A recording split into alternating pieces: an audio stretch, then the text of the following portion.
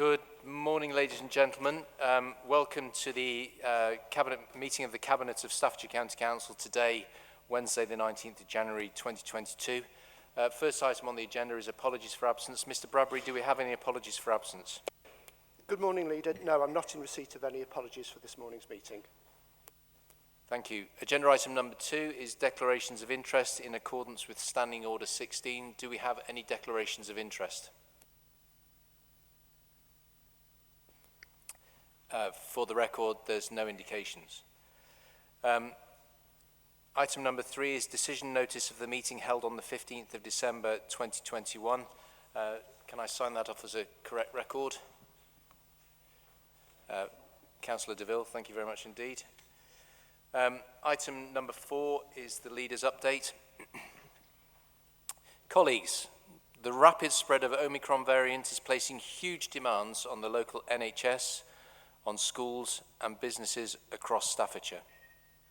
Thanks to the vaccine programme, we are breaking the link between infection and severe disease, leading to hospitalisation. But many people of all ages across the county are yet to be fully vaccinated or to have their booster. I urge everyone to get their jab as soon as they can. It will soon be 2 years since the pandemic was declared, a time of huge sacrifice for us all, of grief for far too many, but also of incredible community spirit and public service. I'd like to once again thank and recognise our County Council staff, those in the NHS, emergency services and voluntary sector who are working tirelessly in the fight against COVID-19. They include our Customer Services Manager, Emily Durbar, who received the British Empire Medal in the Queen's New Year's Honours. Very, very many congratulations to Emily. Really well done. In March 2020, Emily quickly set up from scratch the county's track and trace system. It has achieved a near 100% success rate and was shared with other local authorities as best practice. And it also informed national development of local contact tracing. New Year's are a time of resolutions, maybe to eat healthier, exercise more, stop smoking, or disappointingly for Councillor DeVille, cut down your alcohol intake. COVID-19 has shown us, that's because he's a publican for those people who are watching online, not because he's particularly enjoying alcohol. COVID-19 has shown us all the importance of staying fit and well to live longer lives in good health. Resolutions are notoriously hard to stick to, but there is help available through our excellent health app finder. It can point you to the best online tools for everything from weight loss to mindfulness to boost your health and well-being in 2022. Visit our website for more details. This year, we also celebrate the Queen's Diamond Jubilee. To help mark the momentous occasion and further our commitment to capture more carbon and help tackle climate change, the County Council is working with partners to plant thousands of trees as part of the Queen's Green Canopy project. Councillor Simon Tagg, our Cabinet member responsible for climate change, will be publicising exciting plans in the coming weeks, and we're looking forward to seeing what those are. At this time of year, our gritting crews are working around the clock to keep the county safely on the move. Our highways staff man a fleet of 42 gritters to get ahead of heavy frosts or snow and keep our main routes open. In the coming months, those same staff will switch to maintenance and repairs, fixing roads damaged by ice and cold weather over the winter period. A never-ending round of work. Creating the right conditions for Staffordshire's economy to grow and create more better paid jobs is a high priority for the County Council. This includes investing in business parks, roads and broadband, as well as training and skills, and business support and advice. But we can't do this alone. It was great to see our important partner, Staffordshire Chamber of Commerce, win the UK Chamber of the Year award last month, and congratulations to them. This is further evidence of the excellent organisations we have in Staffordshire that are working together to make sure our county is a great place to do business. So colleagues, on to our next item. Our next item being agenda item number 5, the update from the COVID-19 member-led Outbreak Control Board, brought to you by Councillor McMahon. Councillor McMahon, we're with you. Thank you, Leader. As we all know, the Omicron variant of COVID is markedly contagious, more contagious than previous variants, and we've recently seen a precipitous rise in the numbers, though thankfully we are now seeing a steady decline in community figures across all district and boroughs. Notwithstanding, we remain higher than the England average and higher than the West Midlands. What's driving this is principally the 5 to 10-year-olds, and thankfully, all other age groups, including the elderly, we're seeing a decline. However, because of the delay between infection and those requiring hospitalization, we're still seeing an increase in the number of admissions to hospital with COVID. Although not thought to be as dangerous as previous variants, it still lays people low, can still make people very ill, and tragically can kill the most vulnerable. It is also affecting business continuity in all sectors of the economy, with people having to self-isolate with the new variant. This is also the case for vital infrastructure services. Thus, the UHNM, that's the hospitals of Stoke and Stafford, and the Staffordshire Local Resilience Forum recently declared critical incidents. I'm confident that the excellent interagency working during the pandemic will see us through this challenging time. And indeed, we are beginning to see early signs that the infrastructure risk is settling.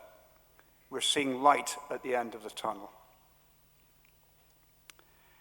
COVID vaccination has always been our way out of this. The annual report by our Director of Health and Care, Dr. Richard Harling, states that, that before the vaccination, 8% of those who contracted the disease required hospitalization, and the vaccination has reduced that to 2%. In the middle of December, we witnessed a significant demand for the vaccine because of the government request and offer that everybody over the age of 18 can get a first, a second dose, and a booster, and the 12 to 15-year-olds can get 2 doses by the end of January. However, this has not picked up since the beginning of the year, as we had hoped. In the middle of December, we saw 90% of the capacity for the vaccine being used. By the week before Christmas, it was down to 65%. We are doing well. We're the 3rd best in the West Midlands, but there's still people out there who are not vaccinated. And those who find themselves in intensive care units and becoming very gravely ill are those, by far and away those, who are not vaccinated. So I really would ask all those who are listening to consider getting the vaccine. And particularly to those who are pregnant. Pregnant women are at particular risk of this if they're not vaccinated. And also those in cohort group 6. And just to refresh your memory, those in cohort group 6 are those over the age of 18 with significant conditions that render them most vulnerable. Please get the vaccine. It's our way of keeping us and our relatives safe. I'm delighted to be able to inform Cabinet that there are 3 further government grants to be deployed to help the County Council in its efforts against the virus. The first is related to target community testing. 1/3 of those with COVID are thought to be asymptomatic. Thus, the benefit of the lateral flow tests, which enable people to test themselves before going to work or out socially, is crucially important to keep the community spread down. Local authorities are tasked with providing this offering supported by the Community Test Grant to offer the most vulnerable and hard-to-reach groups in the community lateral flow tests. The Department of Health and Social Care announced further grant monies to continue the work for a further 3 months until the end of March, because we only had the money to date till the end of December. Nexus Trading Limited has up till now delivered this service, having secured 1.2 million tests for £3.1 million of grant money. This has involved supervised testing and delivering home testing kits. This further grant money of £300,000 is expected to deliver a further 250,000 tests over the next 3 months. Nexus is the local authority's trading company, thus extending the contract for a further 3 months falls outside the public contract regulations of 2015, and we are therefore supporting what works. The 2 further grants are for care providers. Again, this money has to be used up by the end of March. The care sector has had a torrid time during this pandemic, and we are grateful for all they do. To support them in their efforts, we have been given 2 further grants. The first is the Workforce and Recruitment Fund Round 2. This is to enable, to help the market recruit and retain sufficient staff over the winter. This grant is a total of 4.5 million in 2 separate instalments over January and February.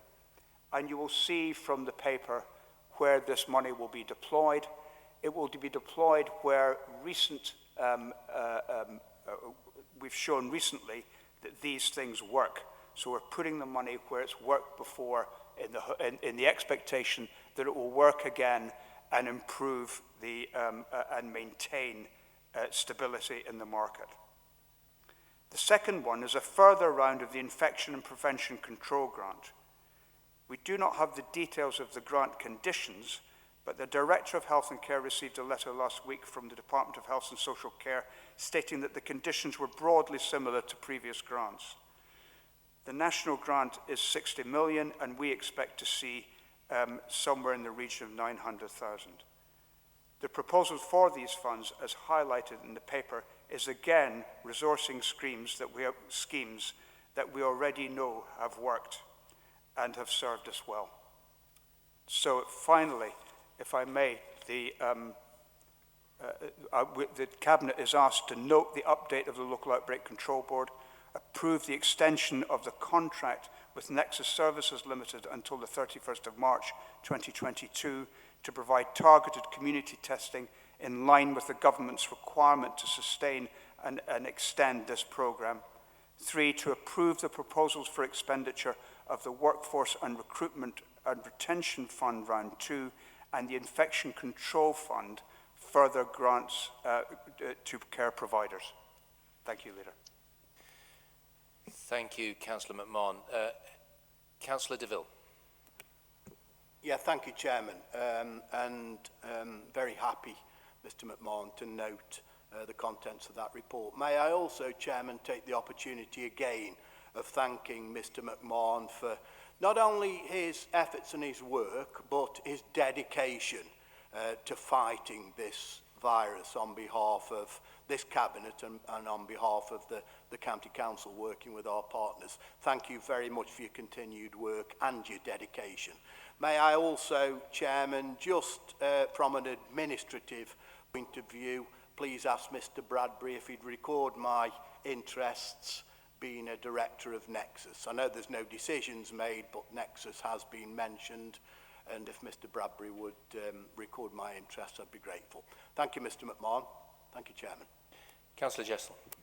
Yes, thank you very much, Leader. I too would like to thank Councillor McMahon for yet again another comprehensive review of where we are with our COVID-19 in Staffordshire and the work that's been undertaken. And I would also like to reinforce the message to those who haven't yet been vaccinated: do go and get a jab. It's not only to protect yourself, but your friends and your family and your community. Whilst it looks as though the disease is going in the right direction now, we cannot take our foot off that particular pedal. and I think it is so important. I also support the recommendations for in effect, what is passporting additional grants from central government, and particularly financial support for the care sector. Care providers have been particularly hit during the pandemic, not only with additional infection control measures, testing of clients and staff, but also in recent months it's the recruitment and retention of staff, and I am sure that they will welcome this additional funding, as indeed do I. So I very much support the recommendations. Thank you. Thank you very much, and thank you to Councillor McMahon. We're incredibly well served in this authority by having a retired general practitioner as somebody looking after this aspect of our business. So thank you very much indeed, Councillor Dr. McMahon, to give you your formal title. And also to Councillor Jessel, who's got extensive experience with the NHS as well. So we are well served as a group of people from our political leadership, and that is supported by our director, Dr. Richard Harding, as the title implies, also clinically qualified. So it has been extremely helpful to have that degree and depth of knowledge in the directorate during the course of the past 2 years, and we're extremely grateful for all the efforts that you put in. It's been a long, old, weary grind at times, but hopefully, if people get the jab as Councillor McMahon has implored us to, we can see our way out of this and getting back to normality. So, colleagues, you've heard the recommendations from Councillor McMahon. All those in favour? For the record, that's unanimous. Moving on then to the Staffordshire Means Back to Business oral update brought to you by the Deputy Leader and Cabinet Member for Economy and Skills, Councillor White. Thank you very much, Leader. I've got a bit of a challenge on my hands because this update blends very neatly into the next item, which is looking at our activities supporting businesses and our future plans. So I'll try really hard not to duplicate anything in the two items, but I'm sure you'll keep me under control if I do. So the update is a mixture of looking back and looking forwards as well. And I think it's really important as we move into the new year to acknowledge that 2021 has been a very challenging year for our business community, but a challenge that I think they've risen to extremely well. That challenge, I think, has been particularly strongly felt in the final quarter of the year, in those areas of the economy where that Christmas trading period is particularly important in terms of turning a profit on the year. And I think they're particularly of the hospitality sector. So we do need to be mindful that although the picture in Staffordshire continues to be a relatively good one, that is a picture that includes a lot of challenges and a lot of hard work by people to keep their businesses going, and to look forwards to the future and develop those businesses. So in terms of the numbers, the key figure that I always like to give Cabinet is the claimant rate. The claimant rate in Staffordshire continues to fall. In percentage terms, it remains at the same level of 3.2% of our workforce as it was last month when I reported back, but the number of claimants in Staffordshire has fallen by a further 360, and that 3.2% figure compares to a national rate of 4.5% and a West Midlands rate of 5.5%. So our claimant rates in Staffordshire are pleasingly very low. One of the other things that is becoming increasingly clear is that the impact of the end of the furlough scheme has been fairly mild in Staffordshire. So we know that we had fewer people overall in Staffordshire claiming furlough than the national average. We were about 2% less than that, and as the statistics are running through a good few months now from the end of furlough, we've not seen an increase in unemployment resulting from that. The reason for that is that our labour market remains particularly strong. We have enormous demand for new employment in Staffordshire, and since my last update, we've had an increase of a further 500 vacancies in Staffordshire. And that, as colleagues will recall, is on the back of numerous other increases in that over the course of last year. So our economy continues to demand additional workers, and that's going to continue during 2022, we have many new employment schemes coming online in the county, and I'll highlight two in particular, two big ones. So the first is ASOS, opening their new centre near Lichfield, which is going to create 2,000 jobs, and Pets at Home Stafford, which is going to create 800 jobs as they relocate their head office and national distribution centre here to Stafford.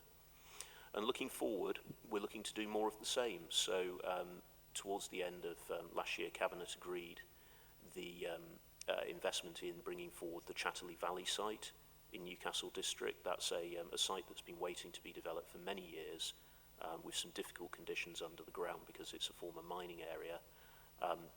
Our investment there is going to create in due course 1,700 additional jobs, and that is in addition to our investment in the south of the county at I-54 with our extension there, which is going to generate around 1,300 more jobs. So Staffordshire is an economy that continues to grow despite those challenges that we're seeing with COVID. In terms of other things that I will report back, our Staffordshire Means Back to Business programme, which was commenced at the beginning of the pandemic, has continued to succeed for our businesses. The investment in the County Council of £1.4 million in that scheme has levered £2.1 million from our districts and boroughs to date. And the support that programme is delivering overall is in excess of a value of £6 million. And I'll just, if you'll forgive me, run through a few of the metrics on the support that has actually provided that money on the ground over the last 12 months.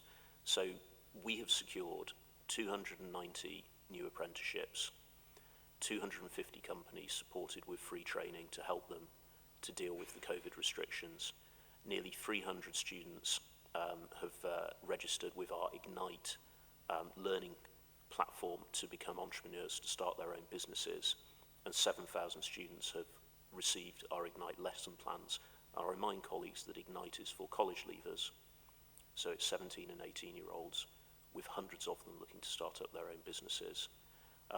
We've completed 14 business startup loans, quite a small number, but that's because access to finance pleasingly seems to be quite ready for our business community at the moment, and 320 people have completed our business startup programme.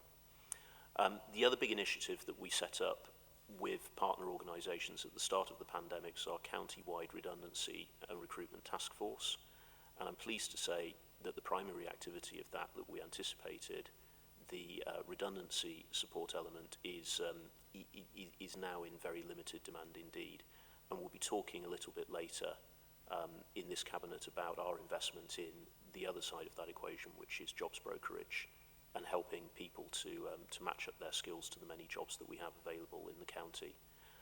Looking forwards a little bit further, and before I close, we have a number of other items of business that we will be completing this year as we aim to make sure that all aspects of our economic development are supported by the County Council. So we will be bringing forward a rural economic strategy which looks to support and enhance our businesses located outside of urban areas, and recognising that Staffordshire is principally by its geography a rural county. We will also be bringing forward our first We Are Staffordshire investment prospectus, so that is building on the work that we've been doing in terms of branding Staffordshire and giving people in the wider world a greater understanding of what we have to offer here in our county. So we'll be bringing forward that investment prospectus. We will also be bringing forward proposals for how we further support our small and medium-sized business community, and particularly to encourage more business startups and step-ups to that next level in size, so beyond the startup. And finally, we will be bringing forward details of our own regeneration programme here within the Eastgate quarter of Stafford. So, Cabinet, a lot going on, a lot more to do, and I'm looking forward to having another exciting year of driving that forward with your support, and to helping our businesses to do what they do best, which is getting on with making money and employing people in really good jobs here in Staffordshire. Right, Councillor Parry. Thank you. I mean, a really excellent story of how Staffordshire County Council plays its role as economic enablers. And if we look across the things that Philip's been talking about, which is investment and generation of employment sites, whether that's Jubilee Valley, whether that's the I-54 extensions and things like that, creating new jobs, whether that's investment in infrastructure, that's physical infrastructure, roads and junctions and bridges and all that sort of stuff, employment sites, and of course the rollout of the next phase of super high performance broadband, which will be crucial for the Staffordshire economy, investment in skills, investment in apprenticeships, etc. It's a very joined up approach, and it's not easy for councils to find their place in economic development, but I think Staffordshire's really positioned itself strongly as that enabler in so many areas of the economy of Staffordshire that is producing real benefits in terms of employment, etc. I suppose then if we were to look on the other side of the balance sheet and we look at employment, yes, we have and have historically in Staffordshire done really well in terms of being below the region and nationally in terms of claimant rates, etc., which is a good story. But I guess the threat that's starting to emerge is the vacancy rate, isn't it? And we are hearing stories of businesses that are struggling to develop, and some even struggling to stay open because they're not able to recruit.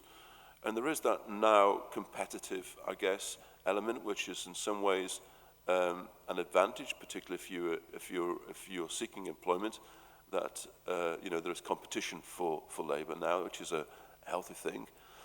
But I'm just wondering what the cabinet members' outlook is on that kind of vacancy rate, and whether that's a short-term thing, whether some of that's COVID-related, or whether there's something happening in the economy, in the local economy, that we need to be mindful of, and we need to perhaps take some steps, perhaps, in terms of what you were talking about earlier, which was the brokerage service, which is a good intervention, and whether other initiatives like that might be required. Thank you, Councillor Parry. So we have to be mindful of our proper role in economic development and in supporting businesses and jobs in Staffordshire. There are many things that that businesses will do for themselves, most things in fact.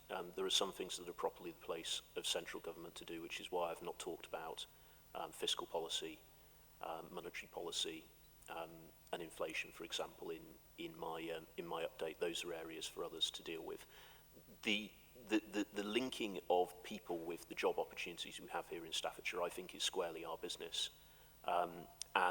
Your question is a neat radio to link into the next item, where we'll talk about our forward plan of activities, which does include that jobs brokerage work, which I think is something where, as with some of the other schemes that we've talked about here, like Ignite, like our work with the Federation of Small Businesses, we're doing something a little bit innovative and something where we can hopefully lead a little bit. So thank you for the question, and you'll hopefully hear a little bit more in the next item.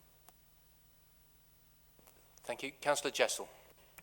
Yes, thank you very much, and a very welcome report, and obviously tremendous progress has been made during a very difficult period.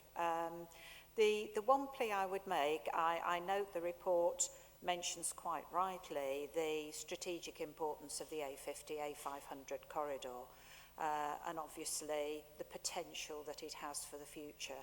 I would make a small plea to the Cabinet member not to forget the strategic importance of the A38 corridor. You've mentioned the opening of the large ASOS distribution centre at Lichfield, obviously, which will be dependent on that A38 corridor, as are indeed other business developments in Burton-on-Trent leading up to the A50. So I fully understand why the A50, A500 corridor is the priority. I would just make that plea that we don't forget the A38, which has suffered for many years of underinvestment, and it's just taken for granted that it can cope. There are huge new developments in the Leaders division as well as mine that rely on that A38 and its ability to provide that invaluable corridor now and in the future. Thank you. Thank you. We are drifting gently onto your sort of next item. So do you want to save it till the next item, or complete the item at this single sitting? I'll briefly comment on Councillor Jessel's point regarding the A38. I absolutely agree, Councillor Jessel knows that when she asked the question, so thank you for the opportunity just to speak about it briefly. I think it's fair to say that the A50, A500 offers an investment opportunity that is of national importance, and we'll expand on that a little bit, perhaps in the next item. But the A38 is of enormous regional importance. There's an enormous amount of economic activity that goes on along the A38 corridor. It links Birmingham to the East Midlands, and particularly the great city of Derby. And the case for investment on the A38 is very strong. But the case for the A50, A500, as I say, is a national project that we feel is deserving of its place within our strategic plan. But that's not to the detriment of the A38. Perhaps I misheard you then. I thought you said the great city of Derby, but you meant to say the great city of Lichfield. But, no. Okay, you've heard the update from Councillor White.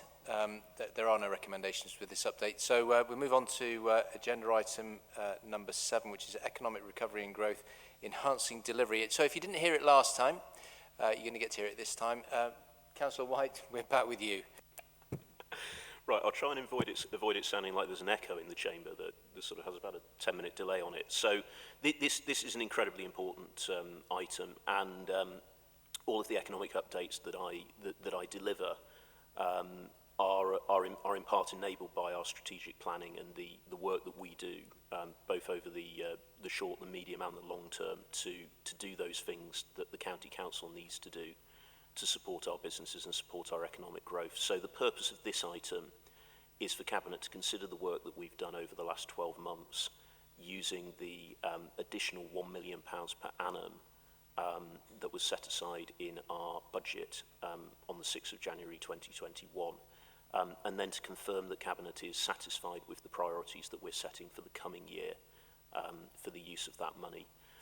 Fundamentally, the purpose of the money that we use is to fill in the gaps that others, be that a business themselves or other bodies such as central government, haven't covered, to do that local detail. But it's also to use our money wisely to unlock funding, unlock money from others.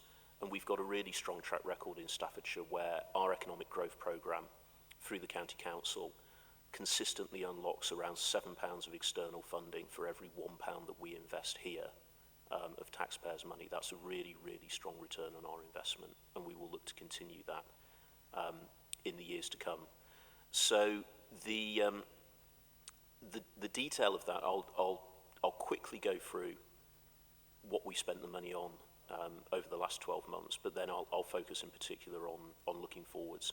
So over the course of 2021, our focus has been on two particular areas. So the first is our tourism economy and hospitality, and that's been through the support of our destination management partnership, Enjoy Staffordshire, which promotes our tourism, travel and hospitality industries. And we've spent £200,000 to invest in strengthening that organisation, and that's particularly through creating an additional senior post there to provide professional leadership to that destination management partnership and significantly enhancing its marketing budget. I won't regale colleagues with the national press attention that Staffordshire has been receiving in terms of tourism, but I think the results speak for themselves in terms of what the destination management partnership is doing. We are definitely finding our profile increasing, and that's a very good thing indeed. The other major element of the spend over the last 12 months has been through our Staffordshire Means Back to Business scheme. Now, we talked about that during the economic update a little bit, but I will just re-emphasise the fact that our investment there has resulted in a major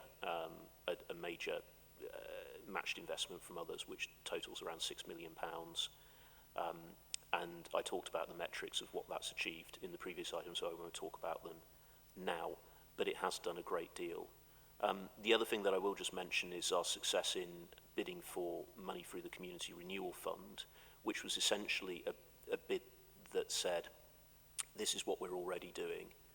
using our £1 million investment, would you, government, through your community renewal fund, like to enhance that? And I'm pleased to say that we got an extra £0.7 million of funding from government through that scheme, which is particularly focused on helping businesses that are starting up a major carbon literacy project as part of our Green Thread that runs through our organisation in terms of addressing climate change, and grants to small businesses for business change programmes and to support new apprenticeships. So the money over the last 12 months has been focused on those areas of our economy that have been impacted by the pandemic, with a little bit of a focus as well on business growth and future startups. But you're going to see that shift over the course of the next 12 months.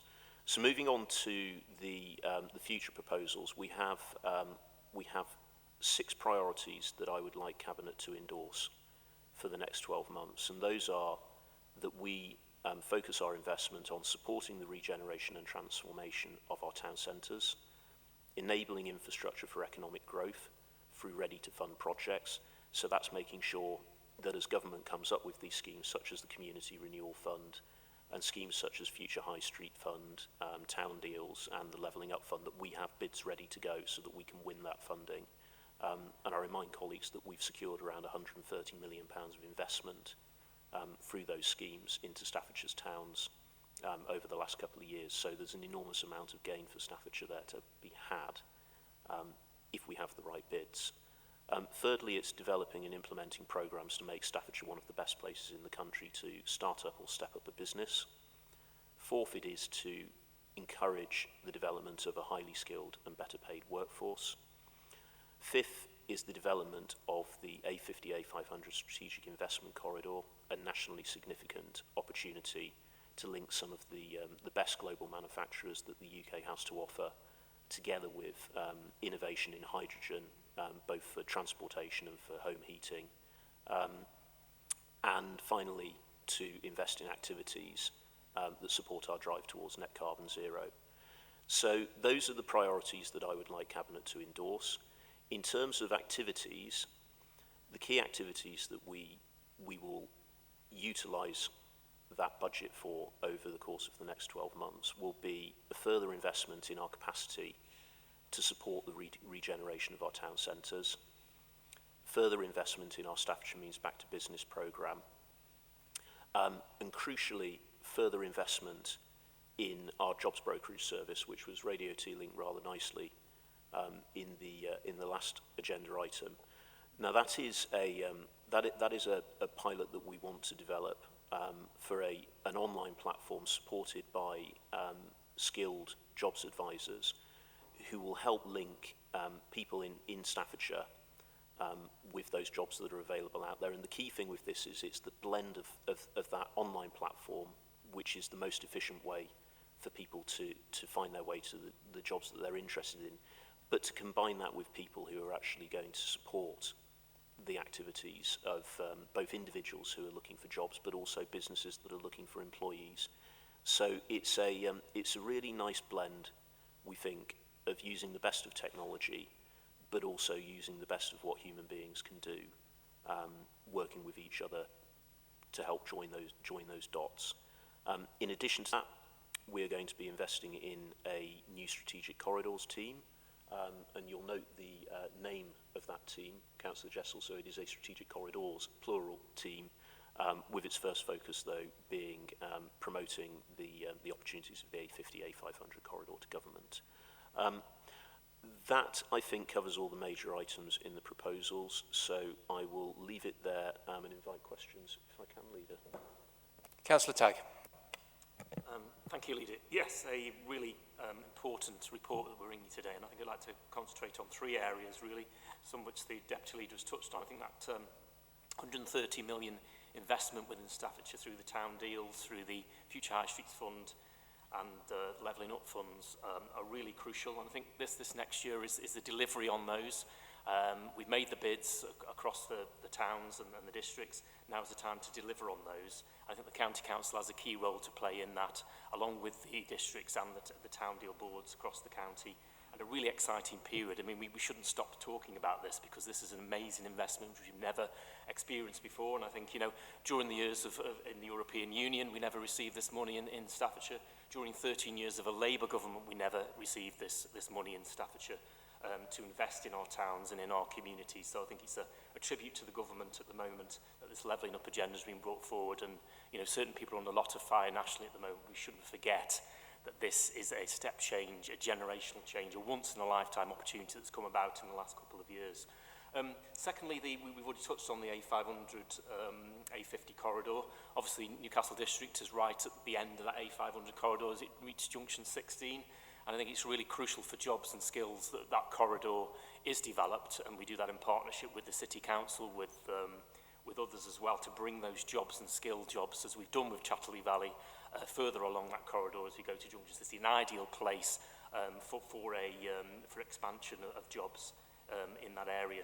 And then lastly, the green thread, which you talked about, Philippe, Deputy Leader, and as you say, it's central to our thoughts on this. And as we move forward on those infrastructure projects, the big infrastructure projects we want to do over the next year and years in the future, we're promoting you know, that sustainable agenda, energy efficiency in buildings that we build, and also such things as the sustainable transport, cycle routes, etc.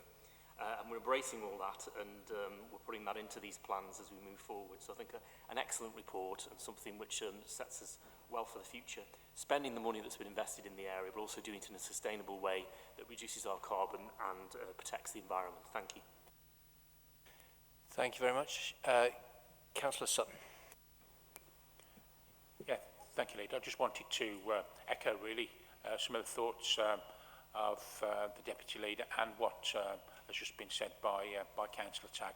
I mean, I think for the whole of Staffordshire, this builds on work that's been done previously around other projects, the I-54, Red Hill, etc. And I think it's just fantastic news for the whole of Staffordshire going forward, and particularly for the people of Staffordshire and young people to have the opportunity to aspire to and have good, you know, good jobs going forward.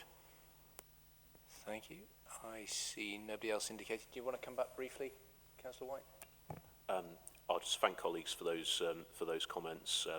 And would you like me to read the proposals? Sorry, the recommendations. Well, I think I largely did, so I'll just go through for clarity. So the first recommendation is confirm the key priorities as I outlined in the report. The second is to support the use of £1 million per annum as outlined in the report. And the third is to delegate to the Director of Economy, Infrastructure and Skills the authority to move resources between the activities as required to meet the changing requirements of the programme in consultation with myself. Ladies and gentlemen, you've heard the recommendations. All those in favour? For the record, that appears unanimous. Moving on to the next agenda item then, which is the establishment of the Staffordshire Leaders Board, brought to you by myself. Just by way of very brief preamble, for many of us in this room, we are not just county councillors, but also district and borough councillors, and that is the case for many of our members across the county council. And during the course of the pandemic, what became very clear to me is that two-tier working in this county works really well. We worked as a brilliant team. We were able to get support out to businesses and individuals that needed it. And as a result of that, the relationship that has existed between districts and boroughs and the county council over the past few years has gone from strength to strength, to the extent that this morning we bring to you a report about the creation of the establishment of a Staffordshire Leaders Board. The County Council and the Staffordshire's 8 district and borough authorities already work together in so many ways to benefit residents, whether it's collaborating to provide support during the pandemic or by preparing business parks to bring new jobs to an area, as Councillor White indicated in his reports. Formally coming together now creates a Staffordshire Leaders Board that will allow us to build on these strengths by focusing on joint approaches to the big issues that affect us all, including the economy, public health, and reducing carbon emissions, to name but three. It also creates an official structure by which Staffordshire's democratic organisations can speak jointly to central government on how we can deliver better health and prosperity to the county. And for everybody in this room, you'll be aware that the government's Levelling Up white paper is due any day now, if the reports are to be believed, and let's go for that any day now. And I think this puts us into a great position to actually respond to that when it comes out. I just want to draw your attention to the areas where the proposals highlight in particular. On page 39 of the report, you can see the first item, which is looking at a devolution deal to government and thinking about how we can capitalise on our joint work together. Also, particularly led by Councillor Tagg, climate change, waste and sustainability areas, and Councillor Tagg has been working on a sustainability board previously with Councillor Jessel. Infrastructure, which is absolutely vital to everybody in this county. How many times have we seen a housing development brought forward but doesn't have the infrastructure to support it because we've not been able to plan as effectively as we might like? And we want to be enhancing local government efficiency and effectiveness by making sure that the communications between the two tiers of local government in this county work really, really well. And kicking off, I think, will probably be a single front door, so that people who often, that we know, just refer to the council, don't know which council they're necessarily referring to. It could be their parish council, it could be their district or borough council, or it could be the county council. And this single front door will create that opportunity for people just to have that single contact, and we're working on that in conjunction with the chief executives. The terms of reference for the proposed leaders board are attached at Appendix 1. We have made sufficient room for Stoke-on-Trent City Council to join in the future, should they choose to do so, on an equal membership basis. And I hope that Stoke-on-Trent City Council will give consideration to that in due course. I appreciate they've got things going on at the moment, but maybe they will give some thought to that in time. So there are three recommendations for you here, colleagues. First of all, to agree the establishment of and the County Council's participation in the Staffordshire Leaders Board on the basis of the terms of reference set out in Appendix 1 to the report. B, to appoint the leader of the County Council's the leader as the County Council's representative on the Leaders Board, and C, appoint named cabinet member as a substitute for the leader on the Leaders Board. I'm sorry about my reading this morning, it's a bit awry. But ladies and gentlemen, they are the three recommendations. Do I have any comments before I move the recommendations? Councillor Tagg. Thank you, Leader. Yes, completely welcome this. And I think building on the work, as you said, Leader, which has been happening during the pandemic, I think that enhanced two-tier is really something we've started on in Staffordshire, and we intend to continue along with our district councils. And I think, as you said, Leader, the sustainability agenda and the climate change agenda is something that we're already starting to work very closely together. Later this afternoon, there is a sustainability board, which all the district portfolio holders and the county, myself, and also officers are involved in, and we're looking at a baseline pledge to put forward to cabinets across the districts and to bring to this cabinet, so we can all sign up to a key set of deliverables on climate change to start that. I think in other areas, as you said, the planning agenda, the one front door sort of service hubs as well, are as we do have in Newcastle, we have the Castle House Civic Hub there, which has got County Council, Police and Borough Council all in one building is the way forward as well. And we can do that. We're doing it already, but this structure which we're putting in place, I think, is key to enable us to do that. On the issue of the city, I think they have a lot going on at the moment. They are making a lot of representations to government on their prospectus for the city.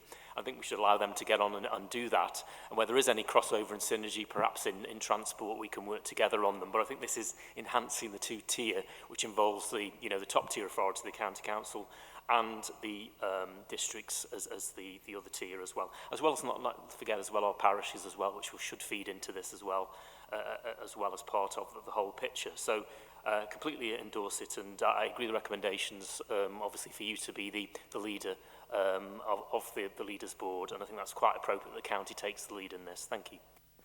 That civic hub you've got going on there, Simon, is an absolutely fantastic model, and something I hope that we'll be able to perhaps pick up elsewhere across the county as we move forward. Councillor Jessel. Yes, thank you very much, Leader. And congratulations to all the leaders of all the authorities, and particularly to yourself, because a few years ago, I would have never thought this was possible. And it has, and I think it's strength of personality. And as you say, the last 2 years, I think local authorities have had the confidence to work closely together and to realise the benefits. So I think this is a tremendous step forward and brings with it significant opportunities that perhaps aren't necessarily apparent to the electorate out there. And there is one particular item about having an integrated front door. The point that you made is so important. Members of the public consider us as the council. Whatever tier, they really don't care, and they find it so confusing when they get passed from pillar to post. And I'm sure if we can get things like that in place, that will be a tremendous step forward as far as the general public are concerned. And I think that is what's really important. We understand the bigger pictures, but it's actually making sure that whatever this achieves, it improves the services we provide for the people who elect us here. So I very much welcome this, but I do congratulate you, because I think actually this is down to leadership and personalities that actually are driven and succeeded on this agenda. Thank you. Councillor Jessler, you and I go back, sorry to say, nearly 20 years now, and I recall our first encounter at the Joint Waste Management Board, where I think both of us shared the desire to work together to achieve more effective waste collection and disposal services for the people of Staffordshire. It's been a source of great frustration to me, and I know to you over the years, that we haven't been able to move forward on some of these things in the way that we might hope to. I'm hopeful that this Leaders Board will enable that. And I think the trust and confidence we've been able to build with each other during the course of the pandemic has really played into that. Councillor Sutton. So I think simply what's not to like about this, I think it's a fantastic opportunity. Echo the thoughts of the previous speaker about this and the one front door. And I think one of the big advantages it will give us is to be able to speak as Staffordshire in a single voice to government, and I think that fits in really well with the previous item about economic development going forward. And when we speak to government and other regional bodies, to be able to do that as Staffordshire, I think has got massive advantages, as well as if you look at A2M, just so many different things that it can bring going forward. Councillor Wilson. Thank you, Leader. And like everybody else, I absolutely welcome this proposal, these recommendations. I feel that things such as obviously climate change, improvement of public services in general can be really managed so much more wisely, and also communicating better and providing, as everyone else said, that one front door for our communities, which makes life a lot easier and a lot simpler for people. I do think more than anything, infrastructure, planning and flooding mitigation are really the focuses here, and I really welcome this. As well as the two-tier working, as everybody knows, the three-tier working, and that is obviously with the parishes on the ground. This is only going to be beneficial to that whole plan. So I'm really, really positive. We work very well already with our partners. So really just to congratulate you, Leader, that such a positive and forward-thinking and well thought out plan is coming to fruition. Thank you. Councillor McMahon. Thank you, Leader. From a public health perspective, this is greatly welcomed. As the Cabinet knows, we in the County Council are responsible for public health, and the district and boroughs are responsible for the wider determinants of health through things like housing, planning, parks and open spaces. And to have a seamless dynamic between the two will in time really help drive down the disease burden. And for that reason, it's greatly welcomed. Thank you very much.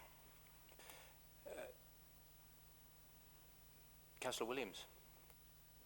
Thank you, Leader. Yeah, I too would really welcome this, and being a Cabinet member over at South Staffordshire Council, unanimously that was put forward for the similar what we're having to do today. that was absolutely welcomed. I think this is a great way forward. It will enable collaborative work to happen a lot easier and a lot more efficient and a lot more quickly. And I think it just proves and demonstrates what this administration is doing, that we are working towards bettering the lot for our communities, and this is a great way forward. Well done, Leader. Thank you. Councillor DeVille. Yeah, thank you, Chairman. I think Mr Sutton nailed it there, Leader. What's not to like about this? And you were right, Mr White, with your introductory comments. The very, very best outcomes were delivered locally in the early days of the pandemic, in the response to the pandemic. They were delivered locally.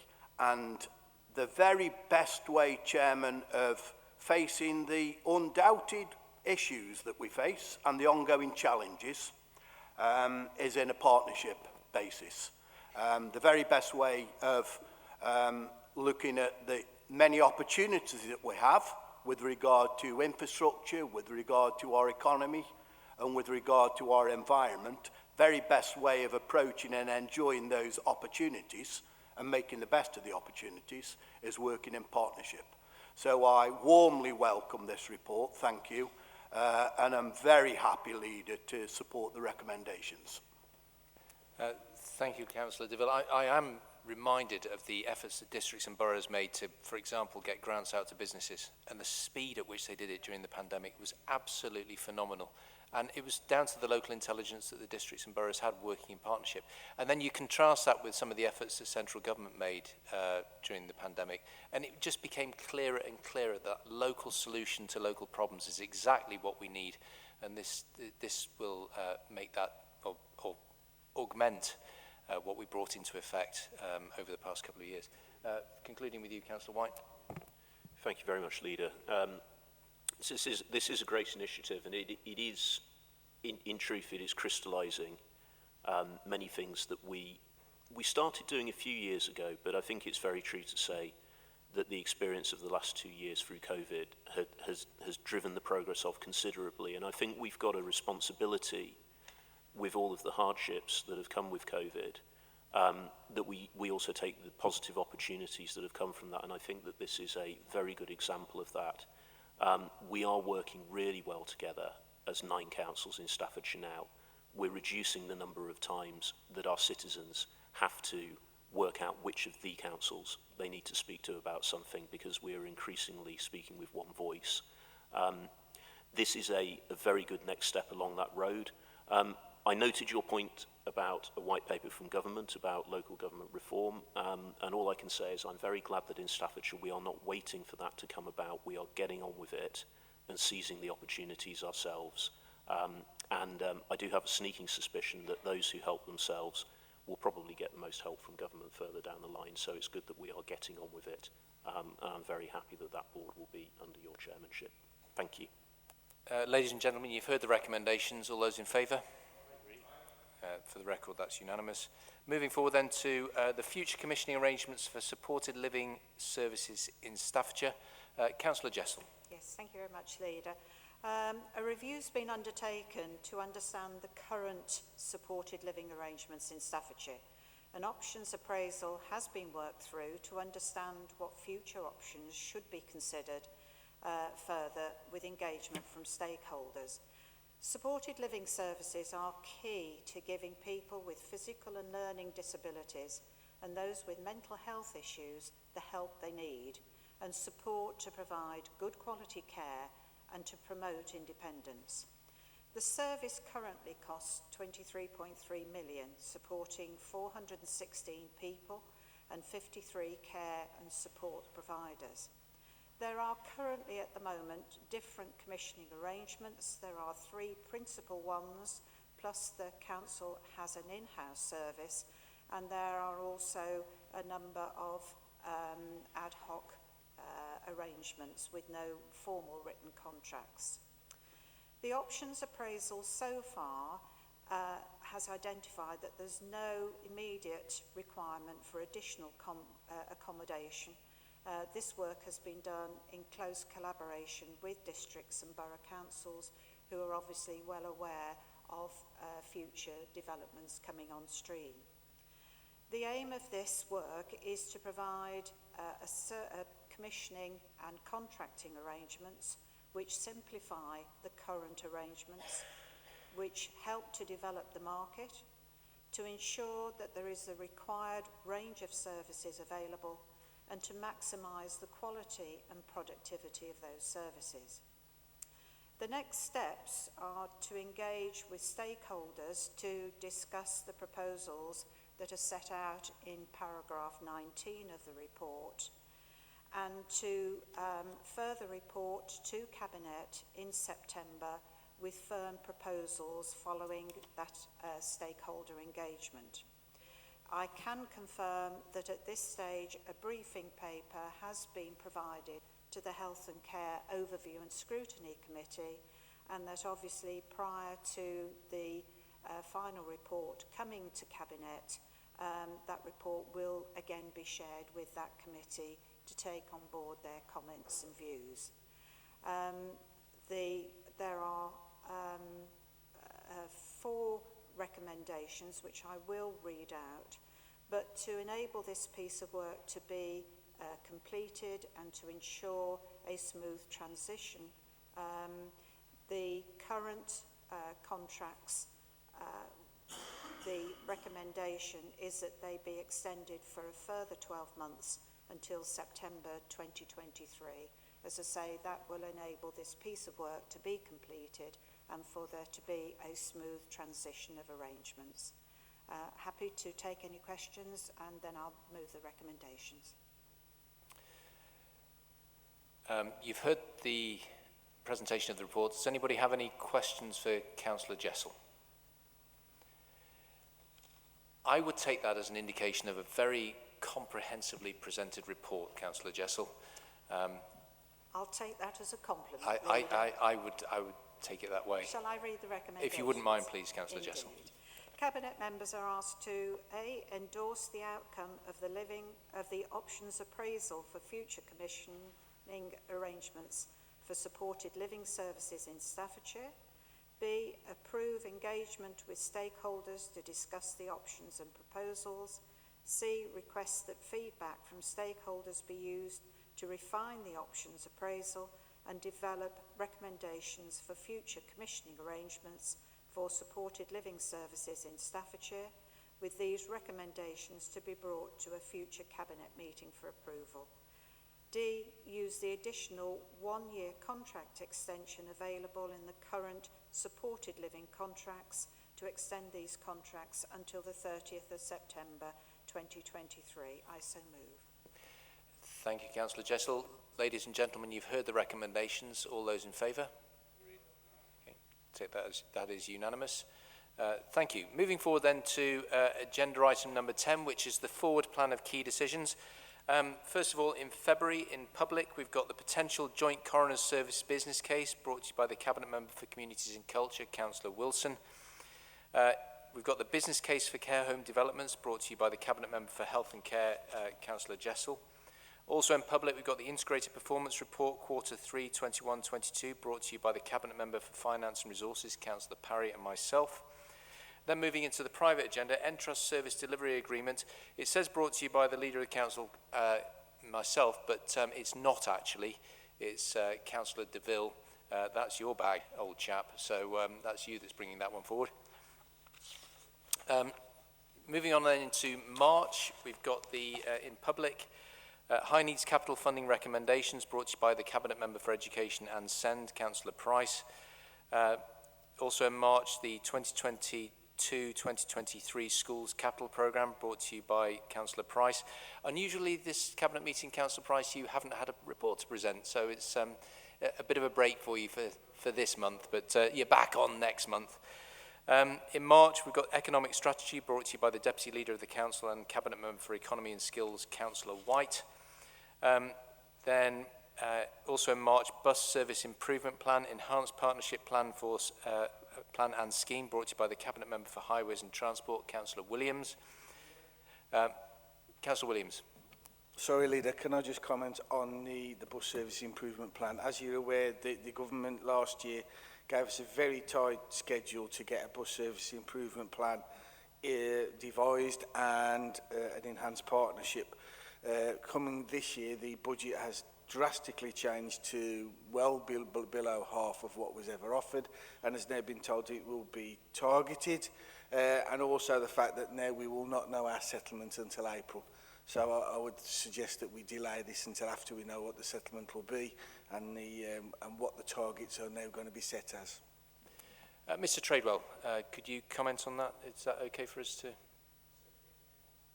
Okay, so when are we bringing this forward then? Well, we're told by April, but it will depend realistically on what the government are going to give us as a grant. As I say, it was around 3 billion nationally. That's now gone to 1.4 billion nationally and targeted. So to what the targets are, we have not been given the information, and as to the date of what we were going to be awarded, it's going to be April. Mr. Tradewell. So, Chair, the suggestion would be to push it back to April and just keep it under review and keep considering whether it should be in April or push back further. It will be moved to April under review.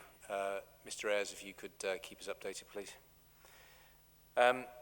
March 2022 in public, we've got Children's Home Block Contract brought to you by the Cabinet Member for Children and Young People, Councillor Sutton. Also in March in public, Highways and Transport Capital Programme 2022-2023 brought to you by the Cabinet Member for Highways and Transport, Councillor Williams. He pauses. No, we're okay with that one. Brilliant. And then onwards into April, public meeting, Staffordshire Rural Economic Strategy brought to you by the Deputy Leader for the Council and Cabinet Member for Economy and Skills, Philip White. Then we've got the Framework Agreement for Demolition Services.